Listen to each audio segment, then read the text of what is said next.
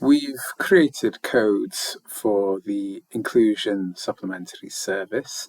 So these are codes for asylum seekers, the codes for homelessness, codes for history of sex work, and codes for traveller or gypsy.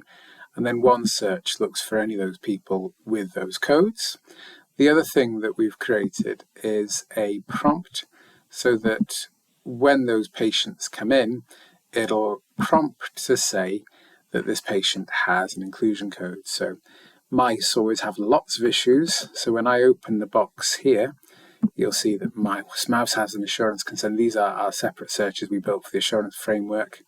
And these are searches for the QI, for Flozins. But you'll see that mouse here has a history of an inclusion concern where there was an asylum seeker code with application for asylum refused in January 2022.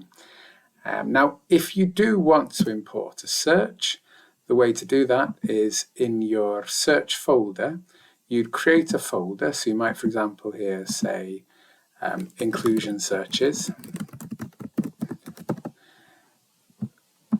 And then you'd have to find that search, so either from the email or imported from the website.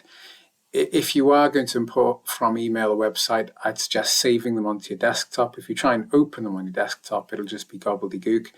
And if it's a search, you have to open the population reporting folder. If it's a protocol, you have to be opening the protocols and templates folder. I'll show you that in a minute. So if you're importing a search, you click import and you find your document, which for this one is the DARES inclusion searches. And I'll pull that in, and then that will pull those searches in, and they should then come into your system and you'll be able to open them up and run them. Importing a protocol is slightly different. If you want to import a protocol, again, you might want to create a separate folder here, or you may have a folder you want to save it in anyway. So I'll create a folder for imported protocols, and I already have one of those, so I'll click imported protocols 2. And then I'm going to import that protocol, which is this inclusion code alert. So I double click that. Now at this point here, when you first open up, if you're importing concepts you already got, it'll ask you, do you want to overwrite old concepts?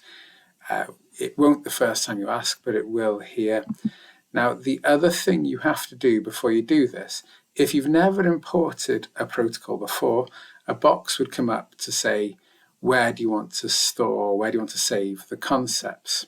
And before you import a protocol, you'll have to go into your concepts manager and create a little folder here. So you'd add folder and you might put imported concepts there. And so what you'll find is the first time you try and import that protocol, if you don't already have a folder in your concepts manager, it won't import for you. And then when you import, it should import for you there. Again, it's if you're importing something that includes a library item, such as a template, you would have the same issue. If you're importing something with library items, you have to have your own folders here, and same for documents.